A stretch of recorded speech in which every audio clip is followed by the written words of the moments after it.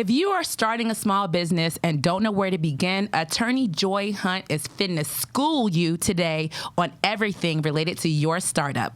Out there, it's Lauren Powers, business and marketing coach, sharing stories of bad entrepreneurs turned profitable business owners and how you can learn from our stories to help you grow in your own business. These are real stories, y'all, so it's gonna get real spicy. Pull up, let's get it. Pull up, let's get into it. Hi, Joi. Hi, how are you? I'm doing great. Thank you for being an honored guest on our show, coming from Orlando. Y'all, we have someone who I've been kind of like stalking a little bit on Instagram. She doesn't even know how I'm so obsessed with her content. But we have attorney Joi Hunt, who is an expert in tax law, business startups, getting grants. She's got all kinds of cool programs and courses. Welcome, Joi. Thank you. Thank you so much for having me. Yes, I'm so excited to have you here. And before I get started, I always like to set an intention.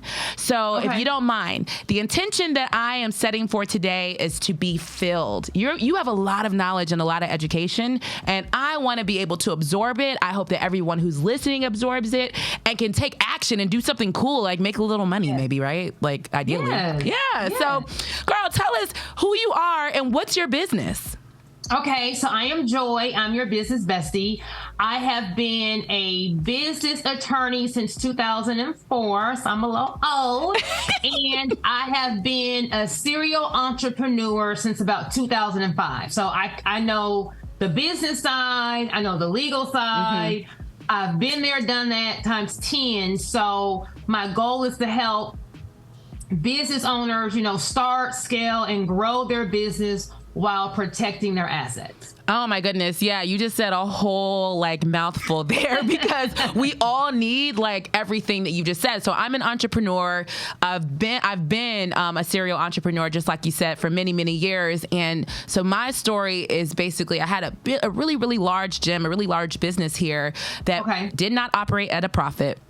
I had all the TV show, it was always on TV, had lots of followers, lots of clout associated with it, but not truly profitable. And the lessons that I've learned along the way to keep myself from running a business not at a profit is kind of the impetus for this show. I want folks to learn. There's a lot of small business owners that struggle with their ideas and making those ideas work. And then they get wrapped up in it and they feel like, is it okay if I go back to work? Is it okay if I go back to corporate America? Should I quit? Should I stop? So you being here is such a resource. And I really want y'all, if you're driving, it's a Monday morning show. So you may have to listen when you're settled so you can take good notes and make sure you follow Joi. And we're going to make sure we drop all the links. So tell us, Joi, what are your side hustles that you've done along the way? And what are some of the things that you've learned just, before you started teaching and coaching other people? I had my own tax preparation company. Cool. I had my own law practice. Cool. I had my own weight loss supplement company. Oh, wow. I started a salon franchise that had about 10 locations, about 100 employees. Girl. I have a car dealership, a collision shop, and I used to also be an insurance agent. What? Right. Did you see the little girl, I love it. That is too cool. So that's a lot of different businesses that aren't related to being an attorney.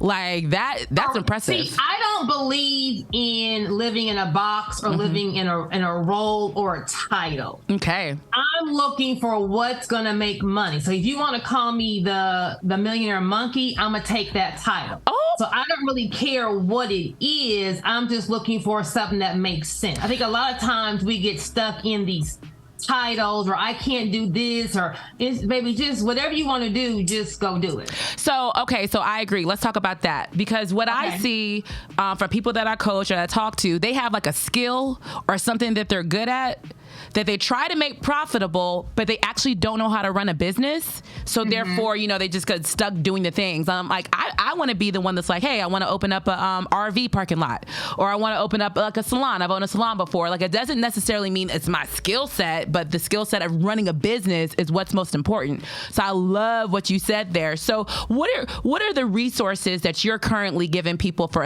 in a startup? I have an idea and I want to get this idea, into a business. What resources do you have right now? We're going to protect that idea by I'll form your LLC. Okay. Mm-hmm. What we need to spend our money on first, how we're going to get the clients in the door, and how we're going to make money with my consultation programs. Mm-hmm. If we need help with seed money or funding our business, I have a grant bundle, and Love I'll have that. a one-on-one business credit course. Then we're going to protect us from all of our employees, all of the vendors, all of the stuff that happens in business with some of my legal contract templates. Nice. Now tell me, you work with hundreds of small businesses, probably thousands. What is some common mistakes that you see people in the startup, like entry level phase? Spending money in the wrong spot. Mm-hmm. Shiny objects. So we're going to go sign the lease because we think if we get this building, the people going to just run in. But they haven't even coordinated nothing. But they did. They got the lease though. They got the lease. Okay, so we got rent. We're going to buy all the inventory. We're going to max out our budget on the inventory. We got all these clothes, but we don't have a marketing plan to get clients to say, hey, here are the clothes that you need. So I feel like they don't know what to spend their money on and how to market their business. You have to be able to sell. Mm-hmm. Like that's the key. Like literally that right there is what I see all the time. And I actually did the very same thing, Joi. And it wasn't no small lease. It was about $12,000 a month. Okay.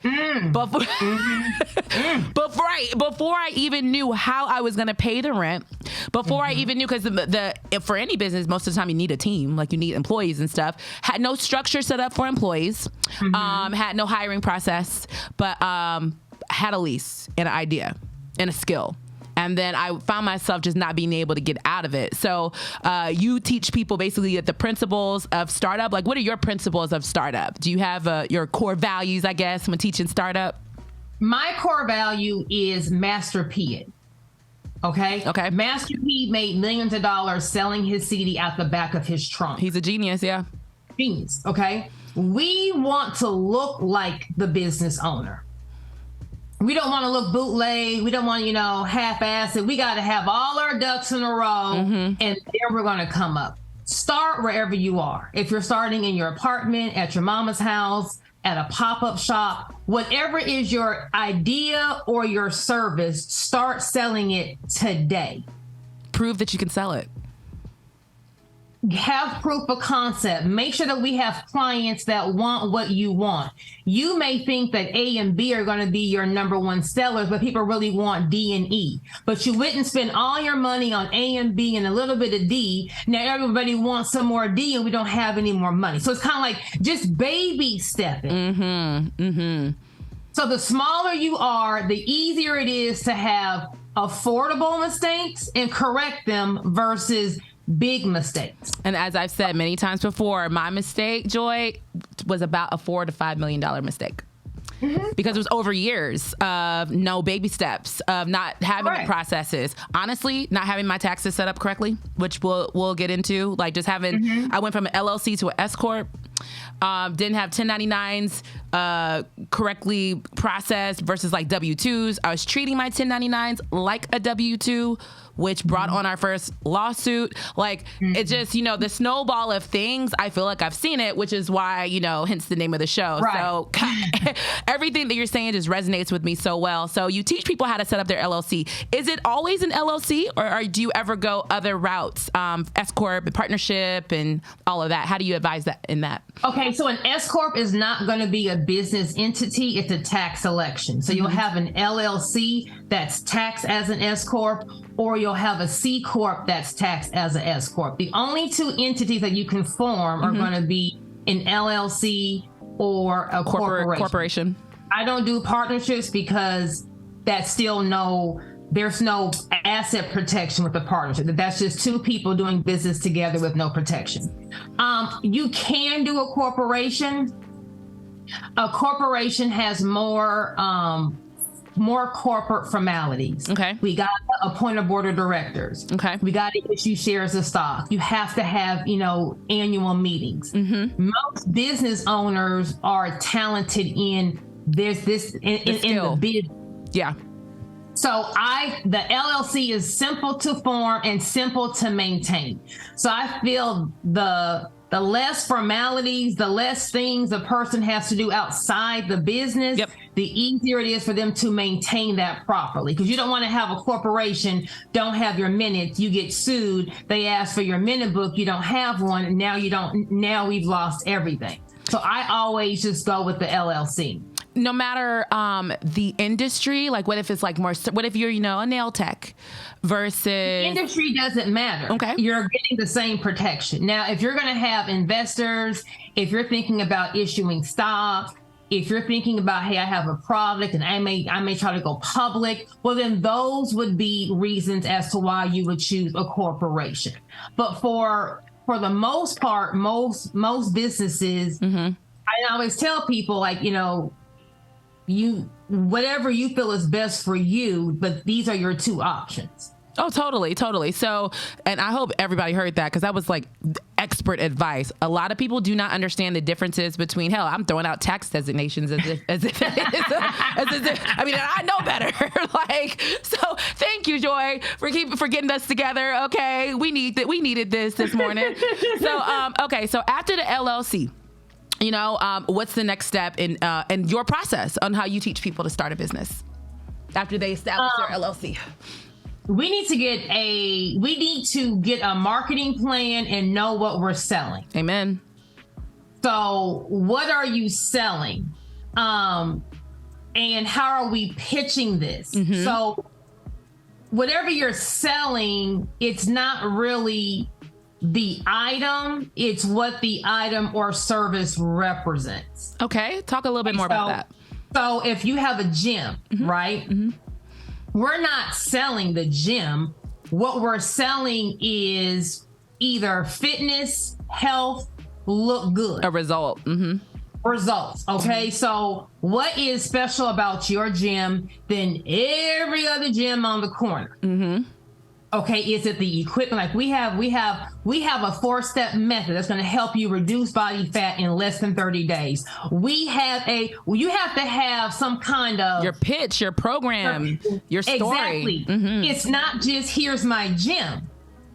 That's boring. You got to have what's so great about your clothing. Okay. Is it stretchy to fit the curvy girls? Are we affordable? The same day. Like, what is the pitch? A lot of people don't know what their pitch is, or they don't know how to make their business stand out amongst all of the others. I'm going to go sell clothes like every other girl on Instagram. Sure. I'm going to go do lashes like everyone. So it's like now we just get caught in the everyone else, in the bland. We have to stand out.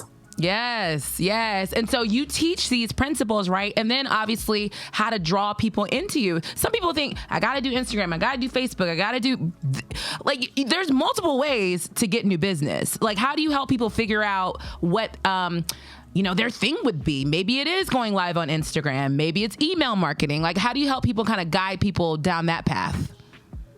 So you need to go get your client and bring them to you. Okay. Say that again. So you need to go get your client and bring them to you. That's called marketing. Come on. So the reason why I say you have to know what it is you're selling.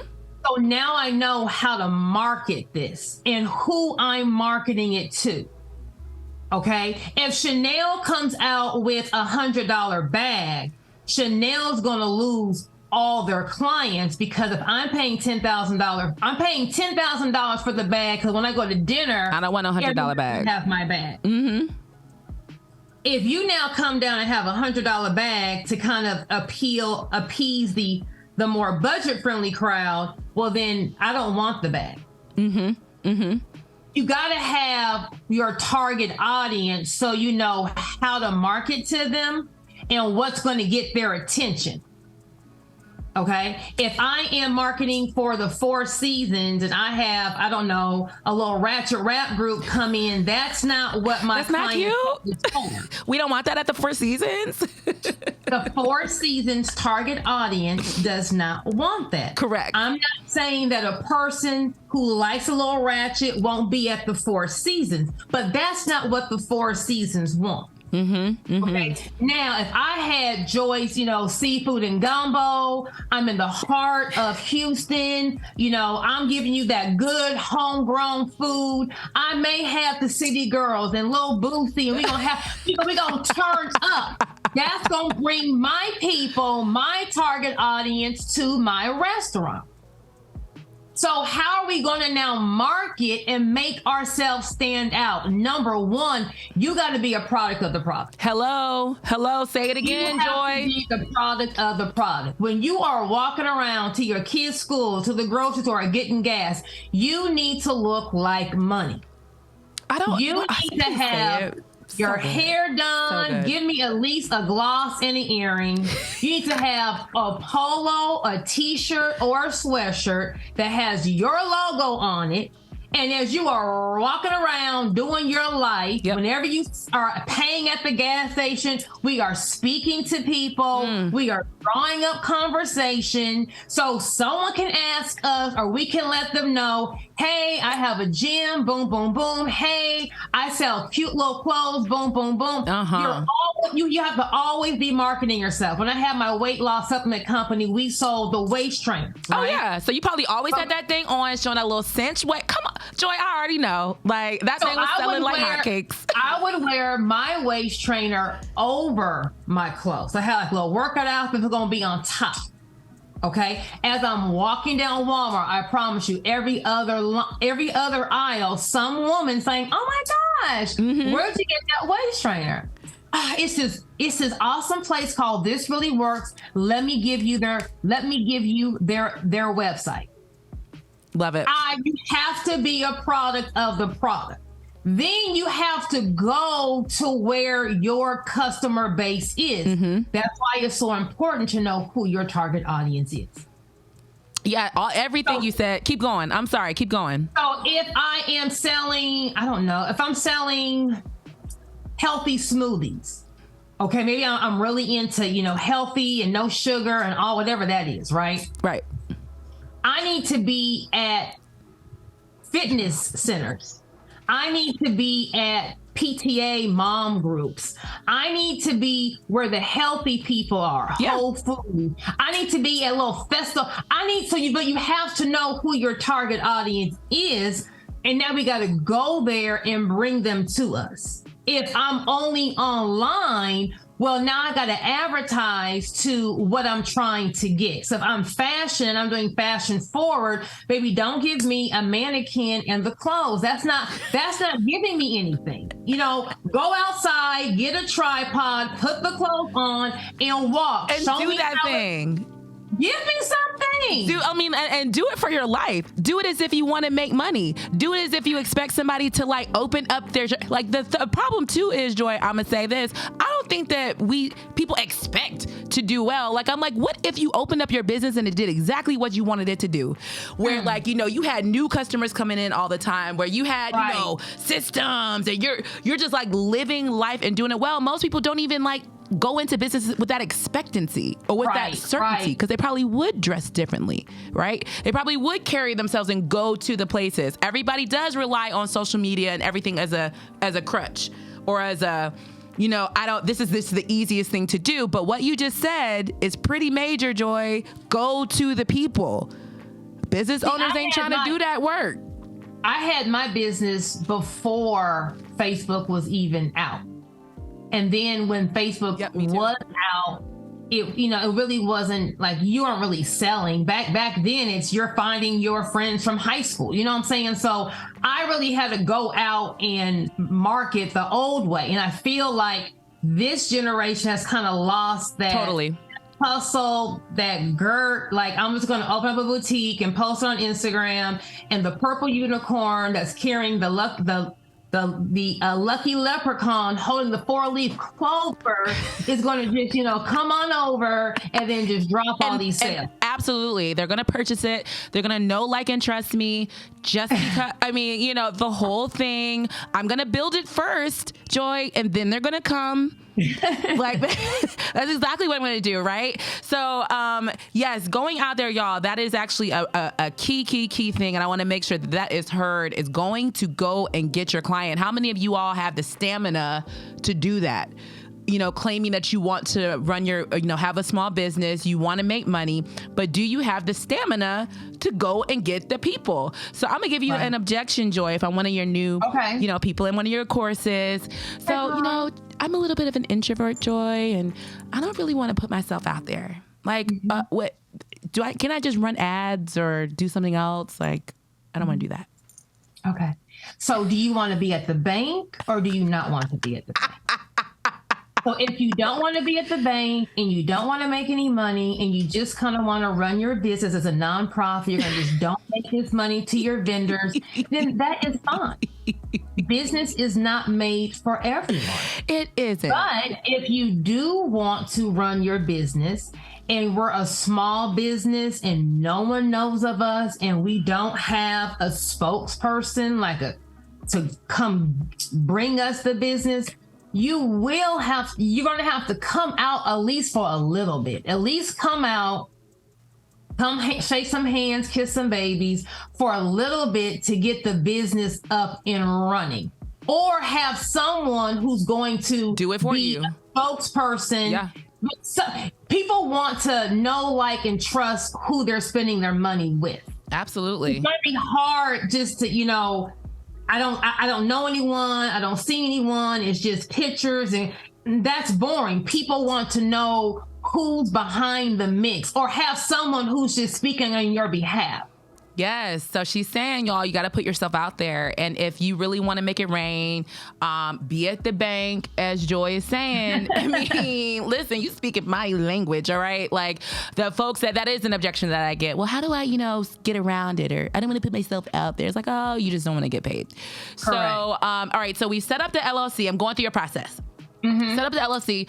And, you know, you're teaching me how to market, teaching me how to, like, go get my person and really, you know, figure out how to speak to them the way that they want to be spoken to and sell, make some sales. What other resources? What's the next step after, you know, I get my marketing plan and I'm ready?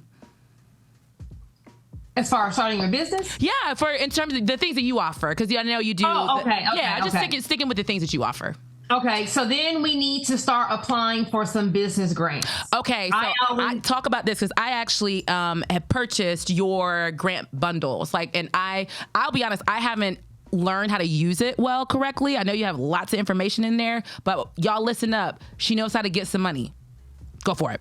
So I have a lot of people like you, okay, who buy my bundle, and they all say, I haven't had a chance to look at it. So I then put training videos inside the portal. So I need you to log back in. Okay. And so for people who are busy and we don't have time to read all that good information, I get you. So I'll give you a training video that's going to explain to you how you need to position your business. So no matter where you're coming from, your business is going to be like a baby. It always needs money. Yep. So to kind of give us some relief on our cash flow, I say every entrepreneur on a Sunday once a month needs to just take an hour or two out and apply for all the business grants that are available for that month. Repeat, she just said, because that's basically about planning and just preparing for greatness. So you said an hour or two. Just once a week, you said, or once a month? Once a month. So the hardest part of a business grant is you coming up with the essay. What am I going to say to showcase who I am as the owner, how great my business is, why I need the money, and then how much I need. But once you come up with that, it's really just copying and pasting, because most of grants are asking the same questions. What's so different about your business? Why did you start your business? Why do you need this money?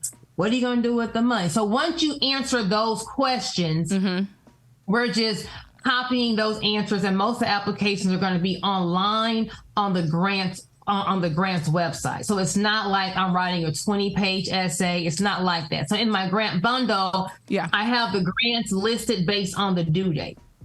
Yeah, I did notice that. When I did log in, I did notice it was hyper organized and basically idiot proof, but so in May, just go apply for all the grants in May.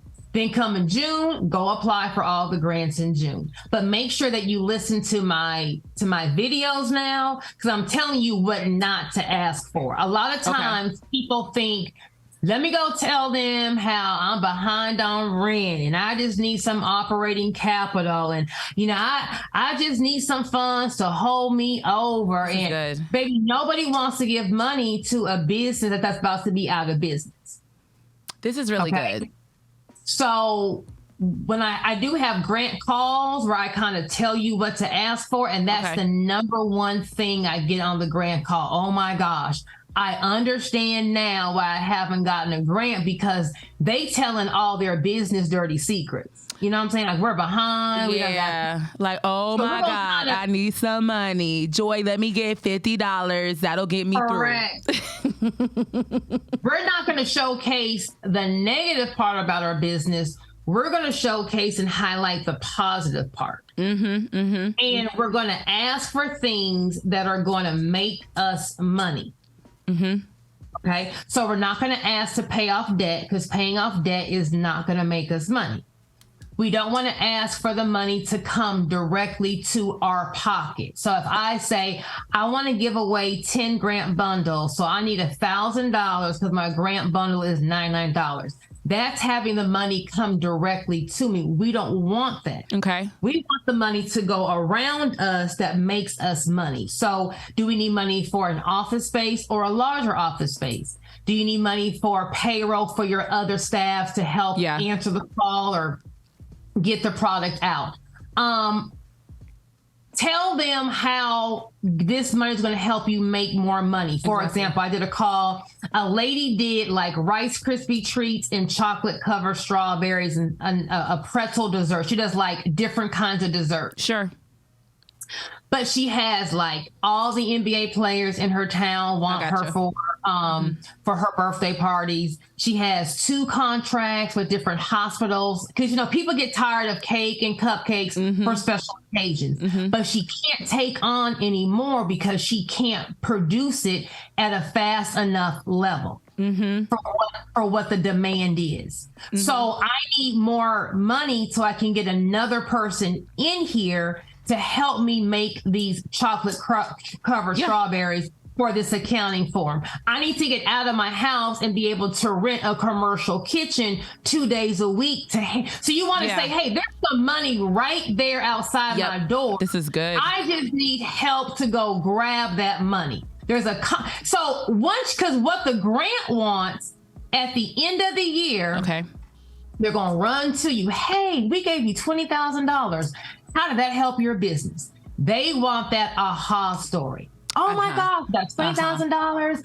I was able to get a larger space and my profit increased by 30% and blah, blah, blah. They're going to slap your picture on their website with their story of how great that money did you.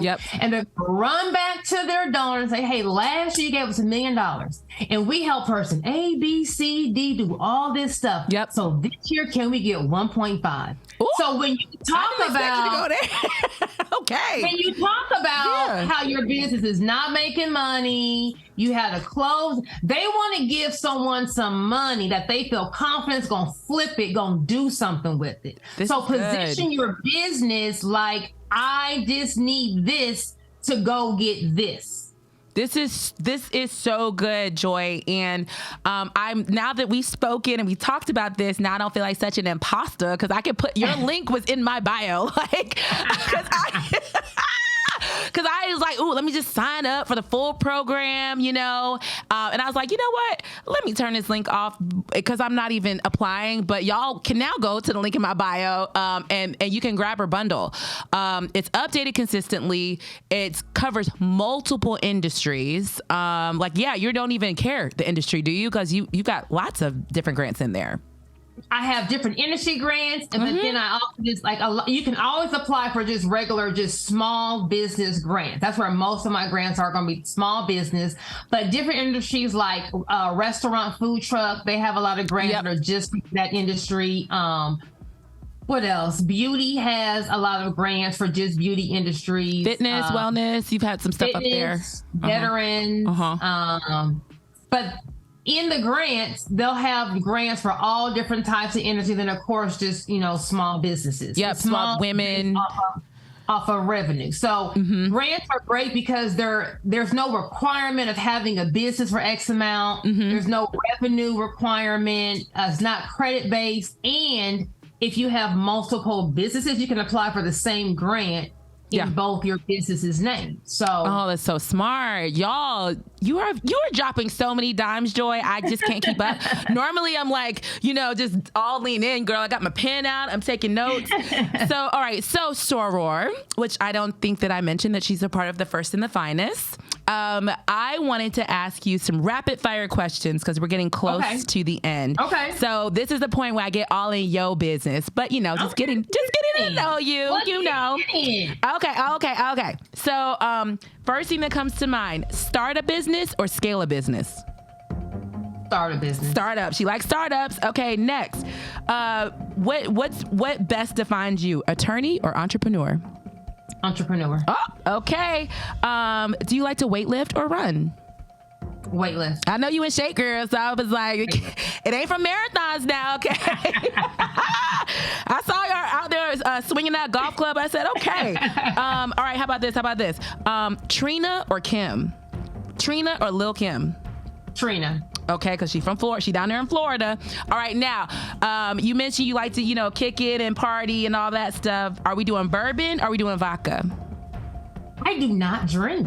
Oh, I do not like the taste of alcohol. Give me a sparkling water on ice with 3 limes. She is so bougie. I love. I'm gonna still be turned up with you, but I do not like the taste of alcohol at all. Well, then the last question. I don't know if you eat meat, but fried chicken or fried fish. I don't like fried food, but I just think it's a fun. Fried chicken. Over fried fish. I'm not a big seafood person either. And you down there near the water too, where all the good stuff is.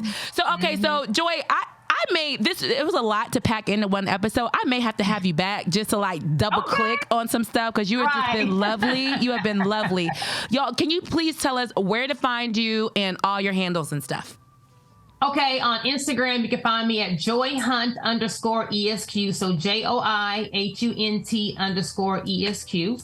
And my website is thefirmcbgroup.com. So the firm, C as in cat, B as in boy, group.com. Thank you so much, Joy, for all of your knowledge, your time, your energy, your intellect. I feel full. I asked to learn something today, and I received. So, y'all, make sure you like, follow, share, and subscribe to the Bad Entrepreneur Podcast everywhere that podcasts are available. And you can also catch me on Instagram at I am Lauren Powers, and you can grab Joy's grant bundle. All right. Thank you, y'all. We'll see you next week. Bye. Entrepreneur Podcast. After all, we can't run from my past. Talk about it. That Entrepreneur Podcast. Let's talk about it.